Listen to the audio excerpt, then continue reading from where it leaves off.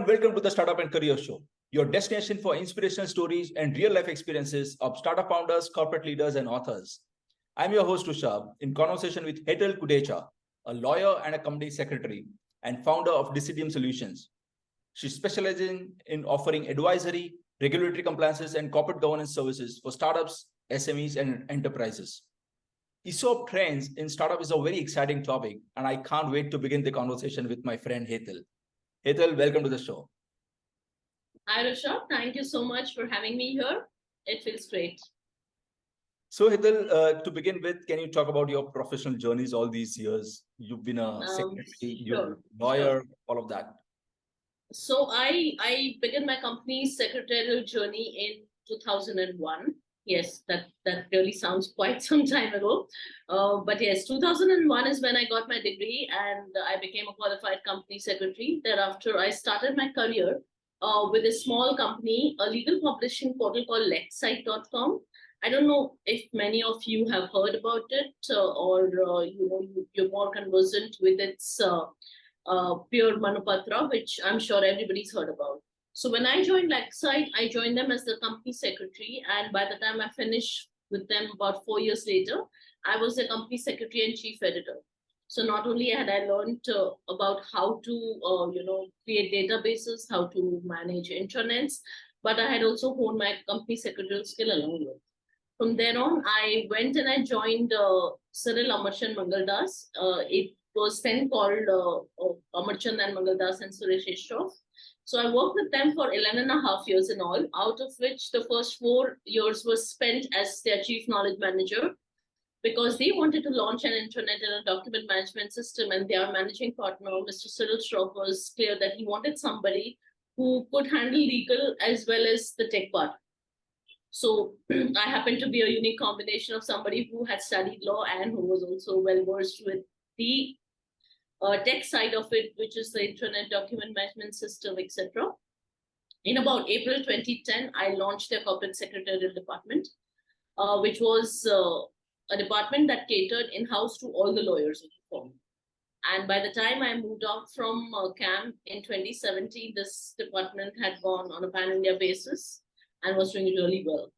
I then joined EY in 2017, and I joined them as their Western region leader for entity compliance and governance services. And I spent 2.5 years there. It was an amazing journey, an uphill journey, a very steep growth, but nonetheless exposed me to the various different aspects of corporate secretarial department. And over there, I learned a lot more than company law. So it gave me a complete holistic perspective. And, there was, as they say, a lot of learning and a lot of implementing on the job. Thereafter, shortly after I left them in about 2019, I had a brief stint as a partner in a practicing corporate secretary firm, which did not really work out well. And it was then that I thought that I should do something of my own. Because by then I had 20 years of work experience, and having worked with corporates and companies all my life, I was starting to develop an interest with startups at that point of time. And I really felt that, I should be doing something for this ecosystem. And I wanted to work with founders to be able to give them the kind of quality services at an affordable price. Because we all know startups traditionally are not cash cows. They are always struggling for funds. And, you will never find a startup which has like $100 million from day one, right? So it's essentially a journey. And along the journey, I wanted to help the founders basically who were to a very large extent quite unaware as to what were the legal compliances to be done, how it is that, your startup goes from an ideating stage to maybe a conceptualization stage, and at what point of time you should form an entity, what point of time you should dilute your stake, the various aspects that go on in a startup's journey were missing with founders. And even if they had an idea, right, as a founder, even if you have an idea that, okay, mujhe ye karna hai, I want to do this, but how do I get to that space legally? What is it that I need to execute? How is it that I need to be aware? What are the legal compliances I have to do, right? What is it that needs to be in place before I can go out to an investor and say, hey, come on, come and invest in my company? So in order to primarily work with the founders and get into the startup ecosystem is what I started Discidium about. Discidium Solutions has been around for 2 years, and in this 2 years and a few more months, I've had an amazing journey. I've worked with startups. It has been great. Some of them I have really become friends with, which I think is the best part, because the test of a professional's relationship with a company or with a corporate or with a startup would be a reflection of how well a professional understands their business plan and partners with them throughout their journey. So I think in everybody I think should follow the same concept, whereby you want to grow with your clients, you want to be there for all their successive fundraisers, compliances, problems, and successes. And I've been fortunate enough to be with the founders who are great, and I've had an amazing time with them. And I continue to advise them, be with them in terms of what they do and what they don't do. Aside of that, on a personal level, I'm also an independent director. I sit on the boards as resident director as well. And I work with law firms and corporates on all their legal, regulatory, and compliance requirements. I have a practicing certificate from the Institute of Company Secretaries of India. So I am also available to most of the companies and startups and firms in terms of their filing and their annual filing requirements. And currently, we are a very lean team. And that's one thing that I want to maintain, is that I do not want to expend too heavily on infrastructure, for the simple reason that I want to continue to be able to work with startups at a startup friendly price. Right? I don't want to be spending so much on infrastructure, on space, on overheads, that I have to then increase prices of my services, and thereby which has an impact on the startups. So I have a team, very small team. That's like, I have a trainee who works with me out of Bangalore, and we plan to add on a couple of more people. But again, the idea is to keep the team lean. And I believe that you do not really need to be in the same city to be able to successfully work, right? So getting the right talent from all across India is always going to be the motive. And we believe in building our relationships lifelong. Absolutely, that's incredible, Hetal, because you not only have over 2 decades of experience now, but you also have a relevant experience that a founder looks into, right? Because many a times it's very important that these are jargons, right? The founder is putting all these effort कि business खड़ा किया जाए और उसमें ये सारे compliances requirement आ जाता है, and in that case it's very important you have somebody as a friend to guide you, right? And that's pretty interesting. But Hetal, बहुत सारे jargons, and if you were to try to compile everything in a podcast would be very difficult, right? And hence we've considered ESOPs as the category, to start with. So with respect to our topic, right, if you can help us understand what are these ESOPs, and explain the benefits, for our audiences and the startup founders who will listen to our conversation later.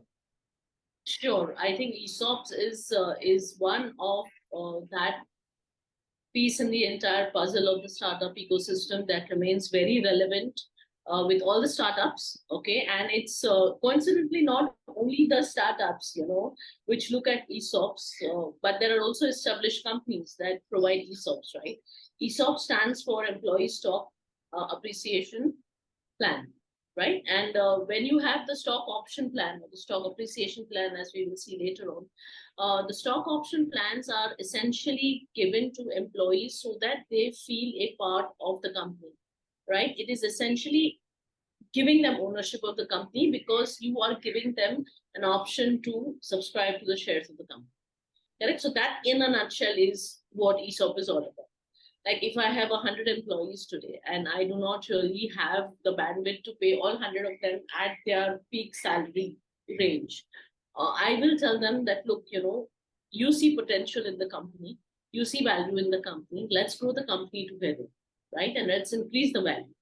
And in return of your services, in return of your skills, I will give you ownership in the company in the form of ESOPs. So technically, ESOPs have been around for a while. Do you want to guess how old the system is? I mean, how old? When was the first ESOP that was actually given out in India? Which company did it? Do you want to take a guess? Well, maybe 20-year-old max. I don't know, because startup is a new ecosystem comparatively, right, in India. So yes, wild guess, but maybe.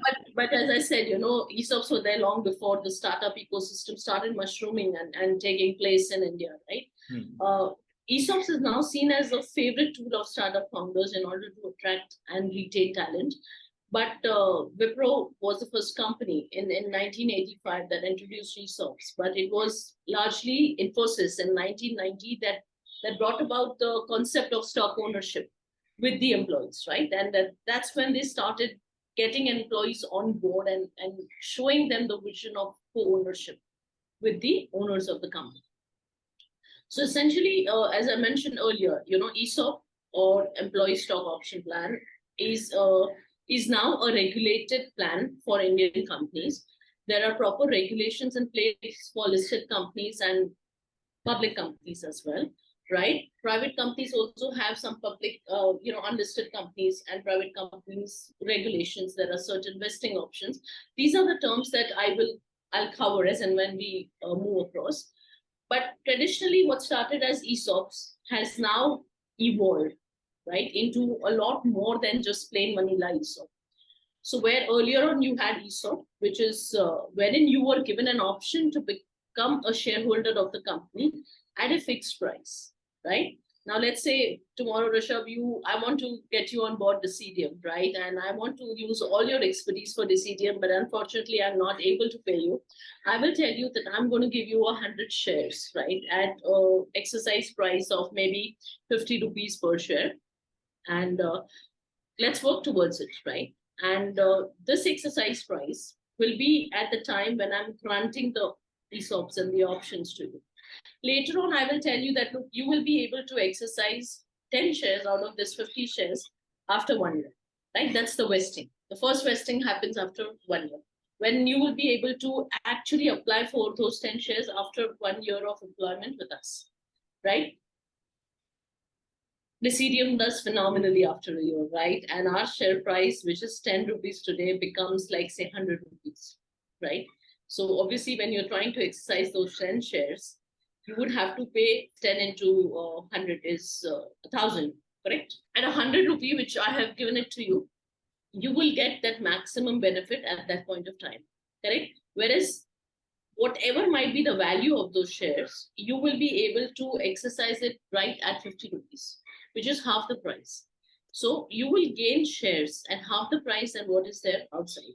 So that is the first concept of vesting. Vesting means you are eligible to exercise that many shares, right? After vesting comes the exercise, wherein you actually tell the company, okay, I want to subscribe to so many shares, right? That is called the exercise. The exercise price is what is given to you in the grant letter, right? I will give you a grant letter which says that after about a year, you can exercise a part of your shares at this price, right?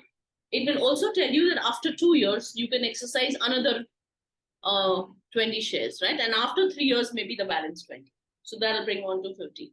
So these are the various vesting periods within which you can exercise your right to subscribe to the shares. Now that is called the direct plan, right? The direct approach for ESOPs. Now large companies, right? When you have listed companies, IPO also is one of the forms of providing an exit to an investor.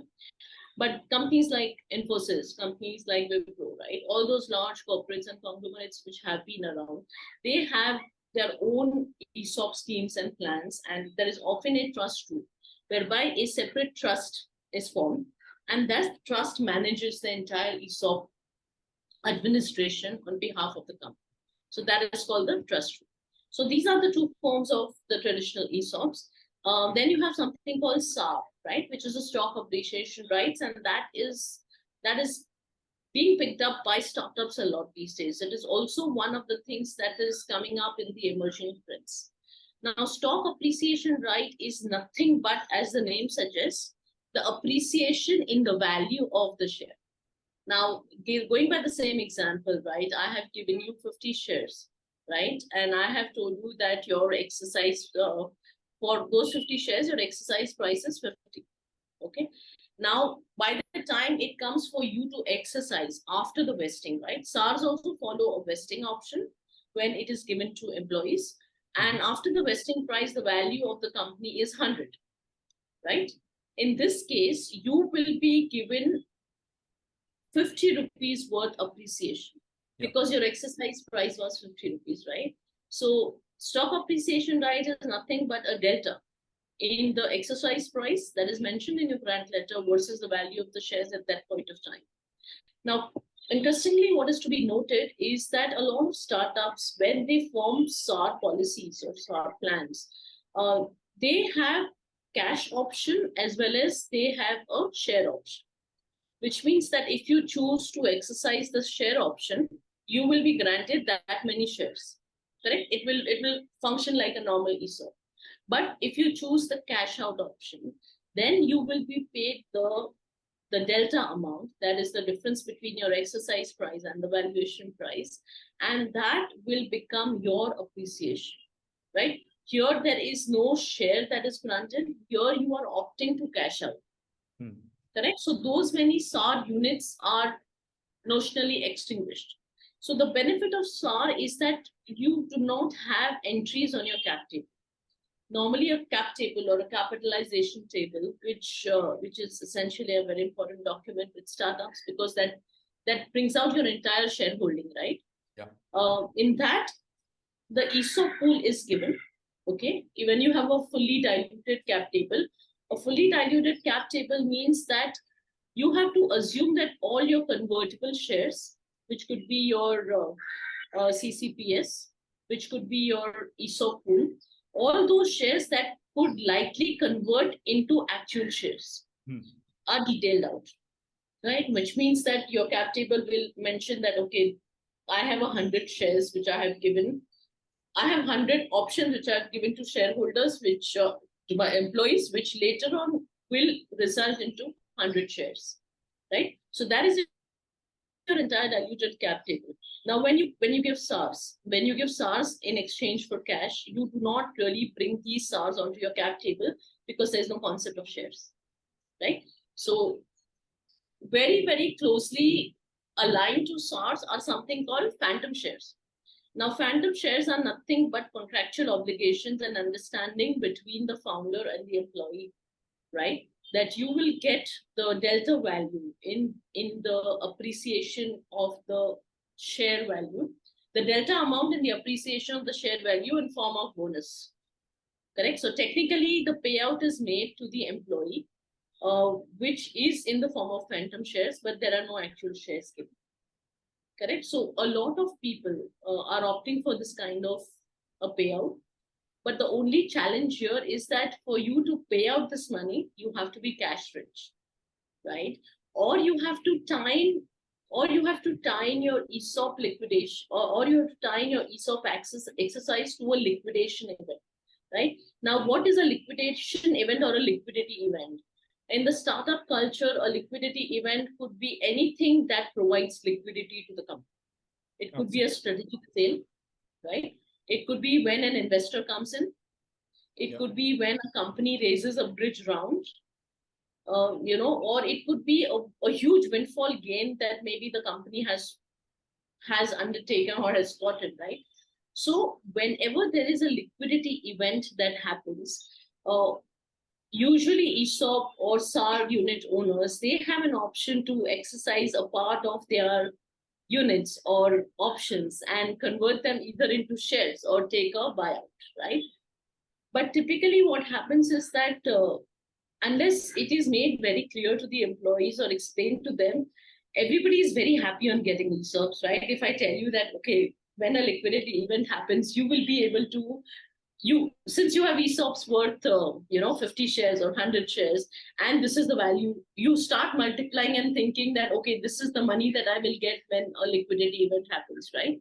But that unless it is clarified in the scheme, or it is made very clear that what will constitute a liquidity event, or at what point of time, will the company or the board decide that, okay, I will make a payment of only so many options or so many SARs to the eligible employees or to the eligible SAR holders, SAR unit holders.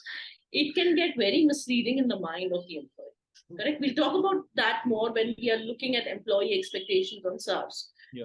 Aside of this, I just want to quickly touch upon on few other options. Right, there is something called ESOPs, and very very new entrant into the ESOP terminology and the ESOP pool, if I may say so, is the CSOPs. Right.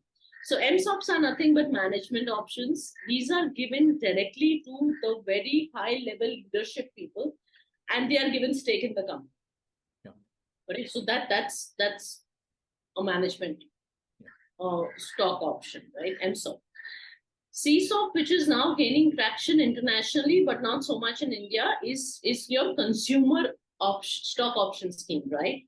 Or it is a client stock option scheme, wherein your clients or consumers can actually become your shareholders, stakeholders, right?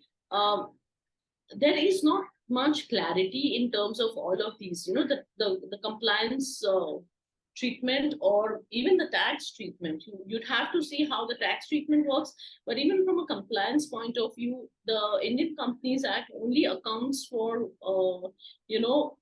ESOPs and to some extent SARs for listed companies, which is given out in the SEBI guidelines. But again, it is very silent. The law is very silent on how SARs will be treated by private companies. Correct.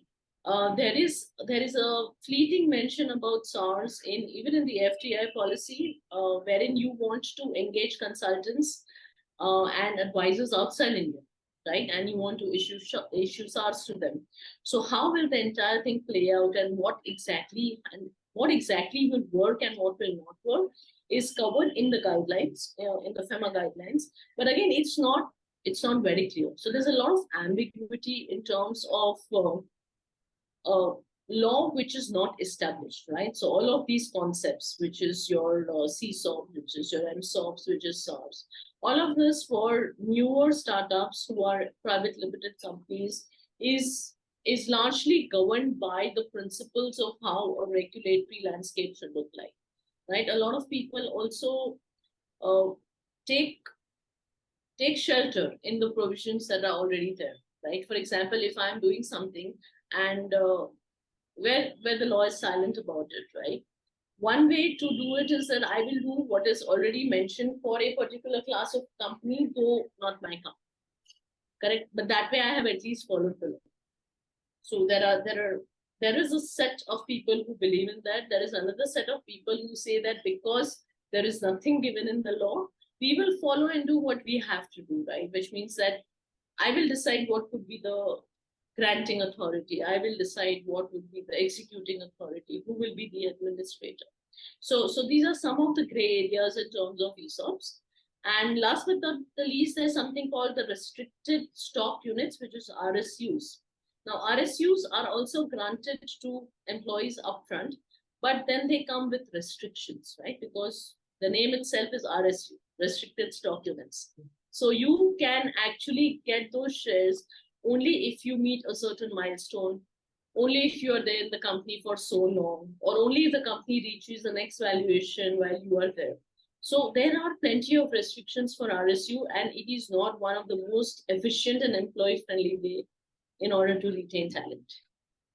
So these are broadly the various, I would say, players or the various types of ESOPs and employee ownership plans, to put it under one umbrella. And ESOP has been around forever. As I told you, it has always been there. SARs are catching up. ESOPs are catching up. In a few years, maybe we will see even CSOPs coming up into the market, and various companies trying to capitalize on the same. So what kind of scheme and what kind of plan works for you as a startup will largely depend on, what industry you are in, what exactly you want to do, what is the kind of talent you want to retain, and how is it that you want to build your wealth for your employees. Got it. I think, Hetal, thanks for explaining this in detail, because I think I'm sure many founders may not even be aware about various options they have while formulating an ESOPs policy, so to speak. But I just wanted to pick your brain on something called a SARS that you said, right? And which is upcoming right now. Now, interestingly, what I understand is SARS, by issuing a SARS, it does not hit their cap table immediately, right? It happens, it impacts their cap table only later, when certain employees either choose to take the appreciating the delta amount, take it with them, or they get it converted into an equity shares, right? So in that sense, will it be much easier for somebody to start with a SAR and then launch another ESOP policy? Could that be a possibility? So the way a SAR policy could be structured, as I told you, right, it could also have shares, which means that your SAR units can be exchanged for shares, or it can be, surrendered for a cash out. Because SAR will eventually result into a share in case of options where you are converting it into share. Not options, but SARs which are getting converted into shares. To that extent, they will come on your dilutive cap table. Okay, which so as I explained, if there is a normal cap table, a cap table is nothing but a shareholding pattern of a company, correct? Because it states who are the shareholders. Now, today, if I have two shareholders, only those two shareholders will come, right? Then I have SARs, which I have issued, okay, to my employees, right? Now, if I have issued 100 SARs units to my employees, with an option of either converting it into shares or for them to take the delta value of appreciation, I will need to include that in my cap table because they could result into shares, correct? So typically what happens is that companies will have a separate ESOP plan, which will fall on the cap table, and a separate SAR policy, right? Wherein you simply do not really need to bring any of it onto your cap table, because you are very clear that those SAR units will only be encashed. Correct? So that is the way in which you can keep both of them separate. Absolutely. Right? More and more as a startup grows, right? Typically, when will startups think of ESOP, right? Obviously, as soon as I form a company, I will not think of ESOP, right? I may need to have some kind of traction. I may need to have some kind of build up, correct? There's nothing stopping people from having an ESOP policy as soon as they are formed. There is no minimum criteria or a minimum requirement of you to have certain amount of profit or shareholding in order to form an ESOP. But the thing is that you need to be able to show something to the employees that you're hiring. Correct? Today, if I'm building a tech product for my own company, I'd probably figure out what I need to do, how I need to do, at least have some idea of it, speak to a few people, carry on my own, or primary market research, secondary research, think about a minimum viable product, or how I am actually going to work on this.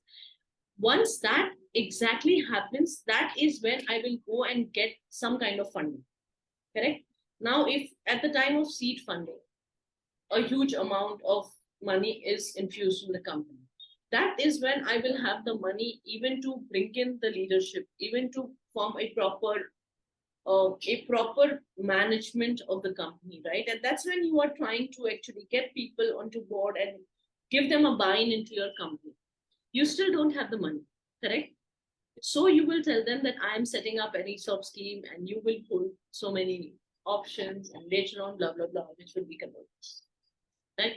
So the critical timing here is when you want to form an ESOP policy. Too soon could mean nothing, right? And too late could mean that you have lost out on the human capital that you may have needed at that point of time, which you could have retained had you had something like this in place. So almost all the startups that I talk with actually have an ESOP thought in their minds. They're like, yes, we will have an ESOP plan, just not now, maybe a little later. Maybe, as I said, you're trying to figure out, you're trying to find out where you are, you're trying to do a product market fit.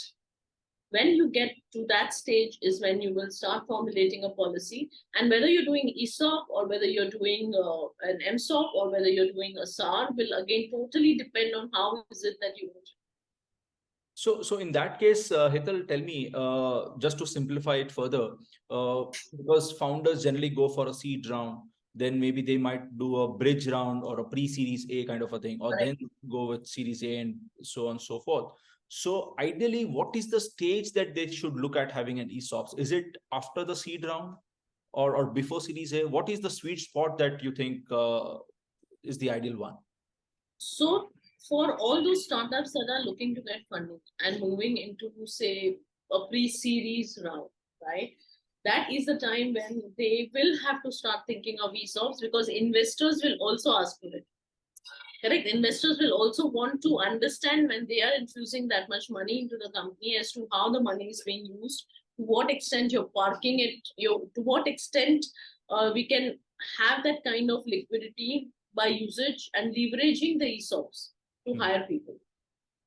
Correct. So I think pre-series A and just after seed round and pre-series A is the kind of time when you will actually start looking at having an ESOP.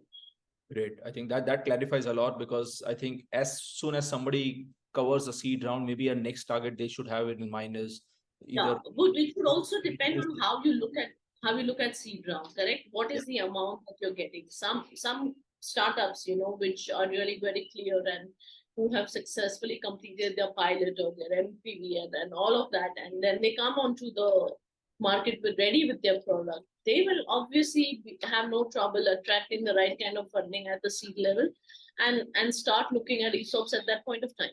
Got it. Correct?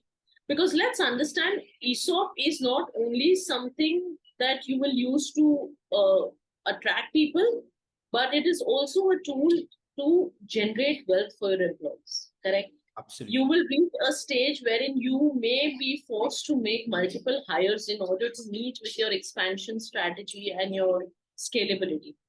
To that extent, if you have ESOPs, you will find it much easier to attract the right kind of talent and also to incentivize the people who are already there to work. Right? So formulating the right kind of ESOP policy at the right time is actually very critical. Got it. Right? Because also as a founder, I know what I'm doing when I'm forming an ESOP policy. I know what I'm doing. And I know what is in my mind for my employees. But my employees do not understand anything, right? My employees think, "Are ESOP hai kya?" A lot of employees today have to be educated and trained, because the concept of a liquidity event is very prominent in startups, right? But the people who come and work for startups are not that startup savvy, right? They are people who have always been around. Like if you're hiring somebody at a leadership role, that person will have 10 years plus experience, right? So that person already has the concept of ESOP in their mind, wherein you have an option where you can, "Are mere paas ye ESOP hai." If my ESOP vests after a year, I can fill up a form and give it to the company and say, "I want those shares." Correct? And when I get those shares, I will also be able to sell it. Right? So they look at ESOP as a part of compensation, wherein they can encash it at a time when they want.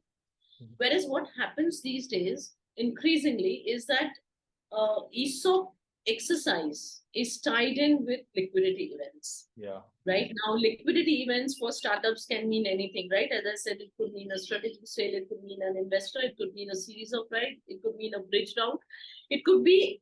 Suppose, as I said, if the company is flush, the board can say, "Okay, I am going to declare a particular event as a liquidity event, and you will be entitled to exercise X amount of your vested shares." Correct? So, in order to explain all this to employees so that they actually understand what the ESOP is, right? And how is it that it's going to benefit them?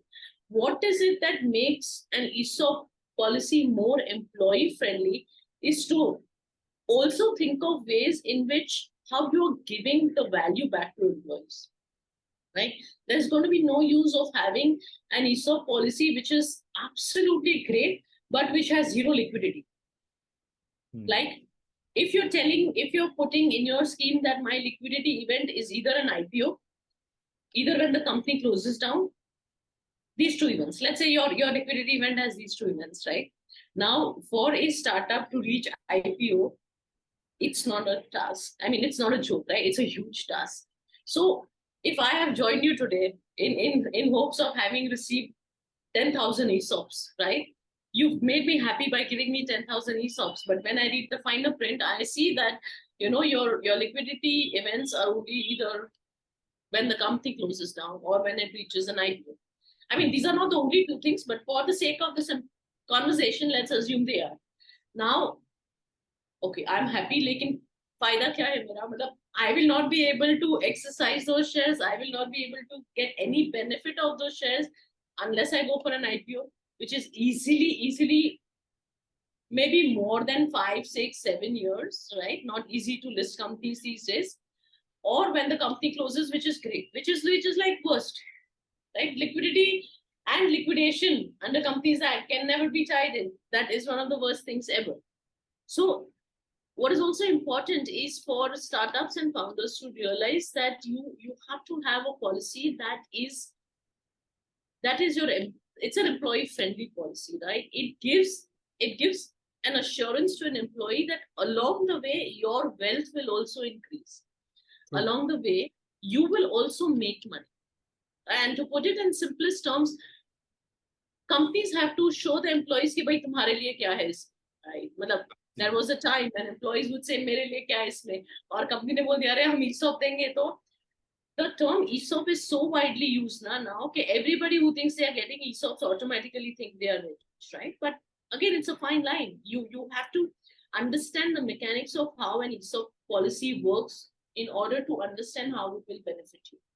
Absolutely. So in my view, the biggest challenge that a startup or a company or any founder has is to have a policy which is employee friendly in today's times. Because more and more people will stand up and question and ask you what is in it for me, and then you better have an answer game about this is how we will work with you, this is how your value will be created, this is how your wealth will be generated. And it's also important to have the employee buy-in, right? I mean, so that absolutely, the employees are also motivated. Otherwise, even if somebody were to sign up later, if that person is demotivated, तो कुछ काम होगा ही नहीं at the end of the day. No, and far from being demotivated, even ESOP is used as a salary structuring tool as well, right? मतलब अगर आपका package है 10 lakh का, currently the company only has about 5 lakhs to pay you. The company will say, I will pay you 5 lakhs in ESOPs, right? Yeah. Now imagine अगर ये 5 lakh, which is a part of my salary, okay, उसके लिए भी if I have to pay money to get the shares, so how will it benefit me? Absolutely. Correct. So there are a lot of different kinds of questions, right? Now these are the questions that will be typically asked by anybody. Yeah. Right? If it's a part of my comp structure, if it's a part of my compensation, then there has to be some way that I'm getting something for free now, because only then I will be able to leverage the balance of my employment tenure with the value and with the money that I was promised. Correct? Now if using the same example, to get this 100 shares, if I have to pay you 1 lakh, so मेरा तो loss ही हो गया ना उसमें. I'm paying money to get those shares for something that was originally a part of my compensation structure. Correct? True. Yeah. So it's only a matter of time before everybody starts collectively coming and asking questions, and asking people. And I don't think they're wrong. Everybody, if you are given a document, if you are given ESOPs, if you are made a part of some kind of employee ownership plan, right? It could be anything. Then it is only natural for that person or you to ask, how is it that it is going to benefit? True. But tell me, Hetal, as see, it's okay. It's good to have a thought. I want to do ESOPs, right? But how should a founder formulate the ESOP policy? If you can just touch base a bit on that. So there are certain important points that will be covered in an ESOP policy, right? You will have your vesting schedule, right? The Companies Act provides a minimum period of 1 year. Yeah. So most of the ESOP schemes you see will have a cliff period or the vesting period of minimum 1 year, right? So what will be covered in your ESOP policy? Okay. Let me touch upon one other important point which we've not discussed so far is the grant letter, right? Now, a grant letter is a document through which I will communicate to you that, you are being awarded ESOPs and welcome to the ownership plan. And, you have been given so many shares and this is your vesting period and this is your exercise price and almost everything, correct? So ESOP policy jo hota hai, that is an umbrella policy and that is a document which will not contain the details of actual vesting dates or exercise price, right? It will simply tell you that there will be an exercise price. This will be the exercise price. This will be the fair market, which will be the value which is derived through a registered valuer or a merchant banker, as the case may be. So you will have your concepts of grant. You will have the concepts of eligible employee. Who is eligible?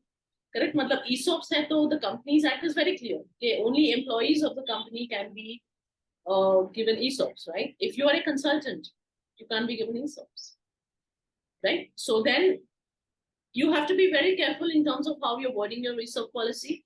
You will usually have a definition, then you will have vesting, then you will have grant letters, you will have optionee, rights of the optionee. When will your ESOPs lapse, right? If you conducted, like, agar 100 mein se 50 ESOPs vest ho gaye, and suppose you have a tiff with the company and you choose to resign.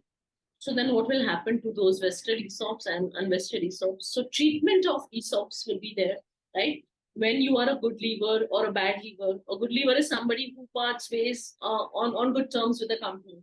A bad leaver is somebody who would have given the company a cause, to actually take away the ESOPs, right? So all of this will be covered along with who will pay the taxes, what will be the jurisdiction, what will happen in case there is a problem or there is a tiff.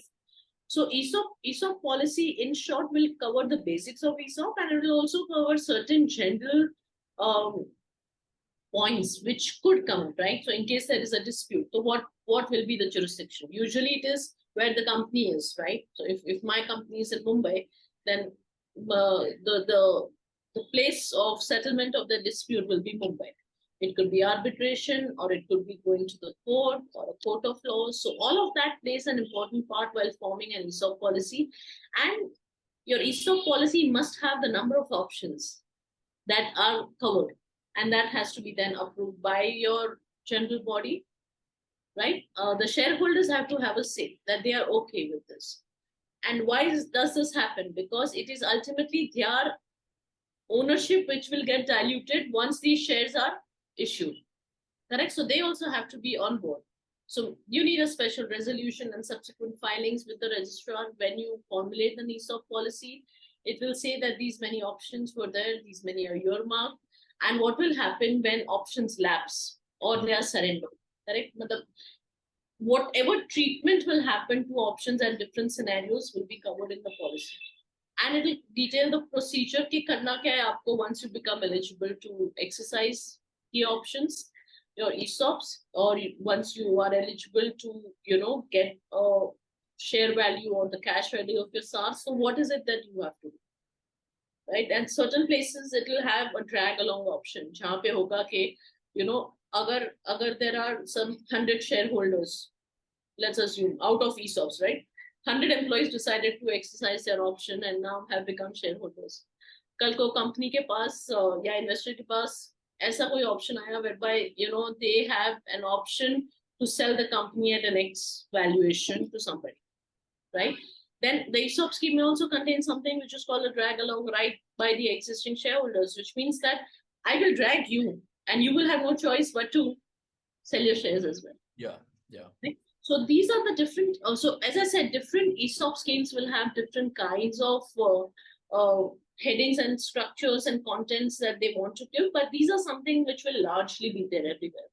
For example, if I'm doing a SAR policy for somebody who's an advisor or not an employee, correct? Then I will not put anything about shares, because under the Indian legislation, you cannot really issue ESOPs to somebody who's not an employee. So then what will you do, right? You may want to do phantom shares because that is purely contractual, but again linked to the value of the shares. So if I'm an advisor or a consultant and I'm really interested in seeing the value of the company grow, then I may be given phantom shares, which is nothing but a contractual obligation, right, between the vendor or the advisor and the company. Okay, these are the share. This is the share value of the 10 साल के बाद, 5 साल के बाद, or 3 years के बाद, whenever you want to put that figure, this will be your vesting and you will be eligible for these many shares. Everything might remain the same except that there are no shares, right? Because it's phantom shares. Yeah. So phantom shares means there are no actual share units. There are no actual shares that are being given. It's all notional. So there are, as I said, different kinds of schemes will have different things mentioned into the scheme, right? But there are certain specifics that will always be there, which would be your vesting, your exercise period, your date, your grant letter. Your grant letter will cover everything in detail, right? The grant letter will say that this is your exercise price. Like I may have a different exercise price for a batch of employees at one point of time. Yep. 2 saal baad, I may issue a subsequent round of grant letters, right? But the situation of the company may be very different at that point of time. So keeping in mind what is realistic at that point of time, you will actually put your valuation, or you will put what is the exercise price at that point of time. Just wanted to understand, while you're talking about ESOP, how large should the ESOP pool be? Is there any standard reckoner for everybody? Right, that there is no specific yardstick for this. Okay, there is nothing which says that it should be this much, but typically around 10 to 50% is what I've seen. Founders and startups keeping and earmarking the ESOP pool. So that is a good amount or number to have, right? And in the larger scheme of things, the shareholders always have an option to increase the numbers. So none of this is like, as I said, a higher ceiling. Almost like everything else under the law, you can change these numbers. But to begin with, I think 10% is something that I have usually seen in various plans. Got it. Right? It could be 10% of a complete diluted cap table as well. Or if you're beginning out, it could be, it could be a function of how much you want to part with, right? At what point of time your first investor is coming, what is the stake they are taking. So it cannot be just any random number, right? Your ESOP pool will be a factor of multiple things, right? It would be your valuation, it would be when the price at which your investor is coming, right? Those many securities that you need to set aside. What do you anticipate will be given out, or what you want to give out in the next maybe 2 years? What kind of hires you will make in the next 2 years? Or how will you use ESOP to leverage those hires, right? So all of that has to be kept in mind and accordingly decided. So to answer your question, in short, there is no one yardstick that says that it has to be done in a particular way. But do the ESOPs have the voting rights extended to the participants? So ESOPs are options, right? Yeah. So once they into equity shares? Yes. Once the shares are converted into equity shares, they are at par with other shareholders of the company. Got it. Right? But as an option holder, you do not have any rights. Correct? ESOPs and restrictive units, RSUs, which are given in form of direct shares, again, are shareholders, right? But again, RSUs may have restrictive rights, as I said, because the very nature of RSUs is the restrictions that the company will impose or the founders will impose.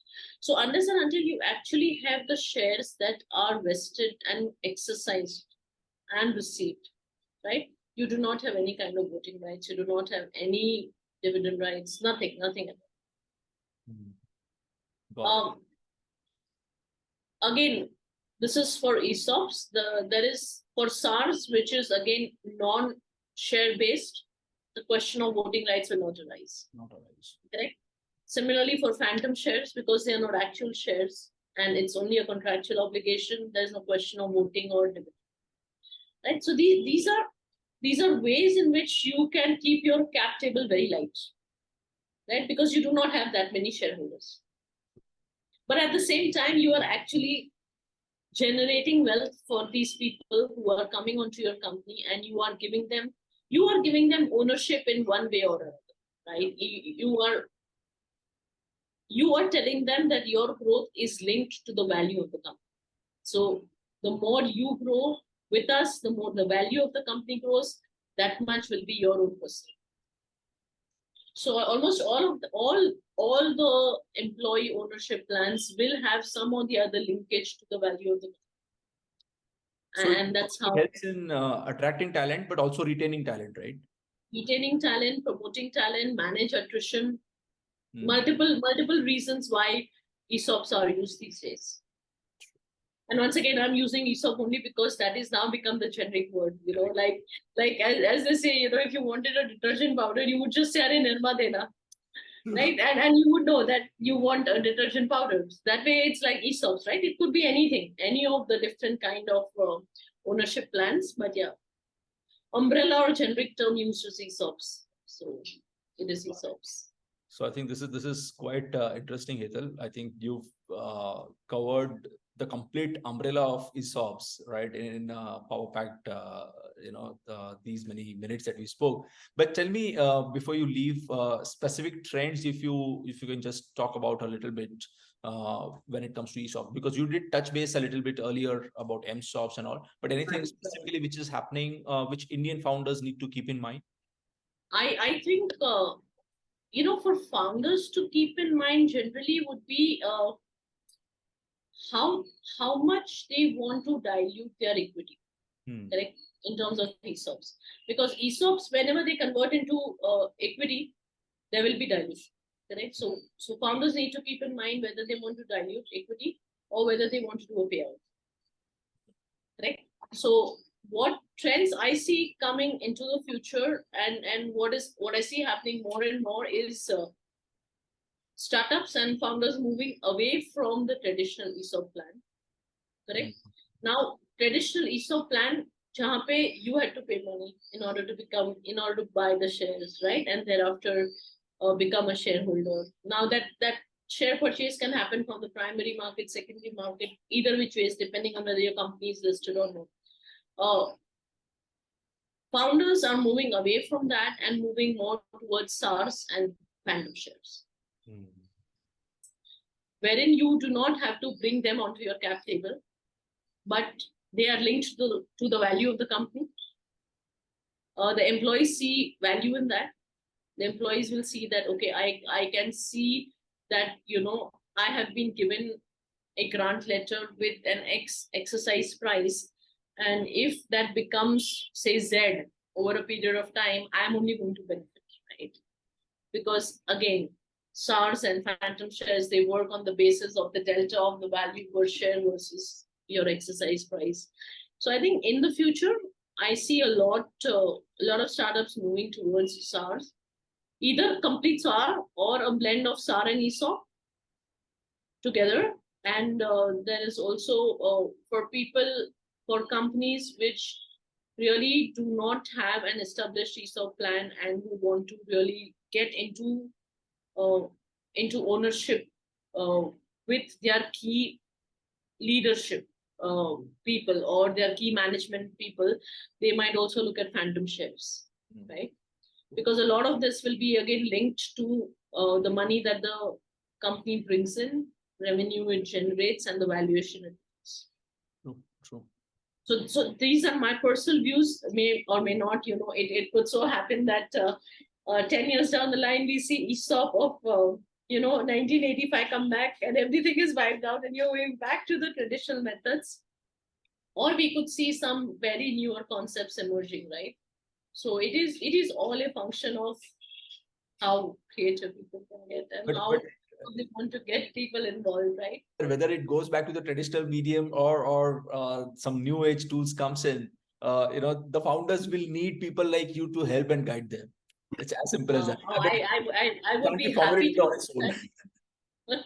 Yes, that was one of the key reasons why I started this company, right? To help founders and to work with them. And trust me, there's no better personal joy for me than to see when I have actually successfully done something for startups, and they have managed to really do well. So that is really great. And yes, I'm always available, and I'm always happy to work with companies, startups, founders. They're free to reach out to me for anything that they want to, whether it's ESOP or it's any kind of legal structuring, anything at all. Just a call or an email away. Absolutely. On that note, thank you very much, Hetal, for taking out time today with us and explaining this such a complex topic in very easy way, so to speak. Thank you for having on the show. I'm glad I could speak, but while I was speaking, I realized I hope this is not way too technical, for you to understand or for the people who are listening to the podcast to understand. But as I said, if there's anything that you need clarification on, anything that you don't understand, always available and happy to help. Absolutely. Thank you so much, Rishabh. It was great being here and speaking to you, and I hope this translates into some better knowledge to all those people who are listening to this. Absolutely. And to all our listeners as well, thank you guys for joining us today. We continue on a mission of bringing more such real life and inspiring stories for all your benefit. Thank you. Goodbye. Signing off for now, guys. Bye-bye.